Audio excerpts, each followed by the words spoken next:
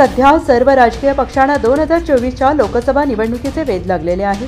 भारतीय जनता पक्षाकडून भाजप निवडणुकीच्या तयारीला उत्साहात सुरुवात झालेली आहे। यंदाच्या लोकसभा निवडणुकीत भाजपकडून 2 खिलाडींना निवडणुकीच्या रिंगणात उतरवलं जाण्याची शक्यता आहे। आगामी लोकसभा निवडणुकीत चांदणी चौक लोकसभा मतदारसंघातून अभिनेता अक्षय कुमारला तर गुरदासपूर मतदारसंघातून क्रिकेटपटू युवराज सिंग यांना भाजपकडून उमेदवारी दिली जाण्याची शक्यता आहे। या दोन्ही लोकसभा मतदारसंघातले तिकिटाचे प्रमुख दावेदार म्हणून अक्षय कुमार आणि युवराज सिंग यांच्याकडे बघितलं जात असल्याची सूत्रांची माहिती आहे।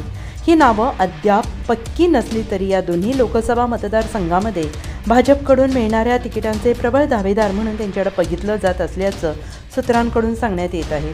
अभिनेता अक्षय कुमार यांनी नुकतंच कॅनडाचं नागरिकत्व सोडून देऊन भारताचं नागरिकत्व घेतलेलं आहे। त्याचं चांदणी चौकाशी फार जवळचं नातं आहे। अक्षय दिल्लीत लहानाचा मोठा झाला असून त्याच्या आयुष्यातल्या सुरुवातीचा बराच काळ त्यानं चांदणी चौक परिसरात व्यतीत केला आहे। मागच्या लोकसभा निवडणुकीत अभिनेता सनी देओल यांनी गुरदासपूरमधून भाजपच्या तिकिटावर निवडणूक लढवली होती आणि जिंकली होती। 2024ला पुन्हा निवडणूक लढवण्यास आपण इच्छुक नसल्याचं त्यांनी स्पष्ट केलं। त्यामुळे तिथे युवराज सिंगला भाजपकडून संधी दिली जाण्याची शक्यता आहे।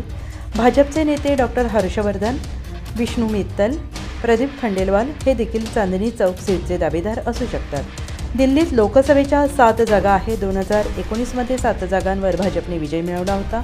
काँग्रेस आणि आप यांच्यातल्या जागावाटपामध्ये आपच्या वाट्याला 4 तर काँग्रेसच्या वाट्याला 3 जागा आल्या आहेत। आपने 4ही जागांवर आपले उमेदवार निश्चित केले असून नवी दिल्लीत सोमनाथ भारती, पश्चिम दिल्लीत महाबळ मिश्रा, पूर्व दिल्लीत कुलदीप कुमार, दक्षिण दिल्लीत सहीराम पहलवान यांना तिकीट देण्यात आलं आहे।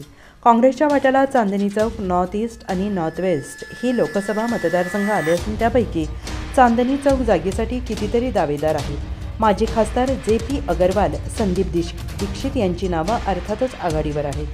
पक्षातल्या वरिष्ठांकडून अलका लांबा यांच्या नावाला पसंती असल्याचं समजतंय। लांबा या चांदणी चौक परिसराच्या आमदार होत्या।